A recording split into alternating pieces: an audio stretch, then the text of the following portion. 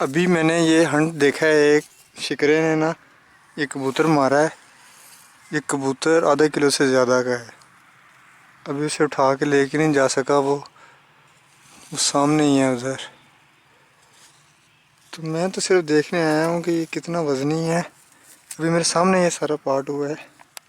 अभी देखा है शिकरे को हंट करते हुए, तो अभी मैं इसके पास आया हूँ, वो उड़ के जाके उधर बैठ गया है।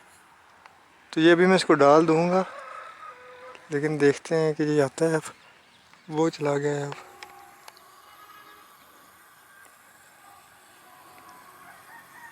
इसकी तरह मैं फेंकता हूँ इसको दोबारा।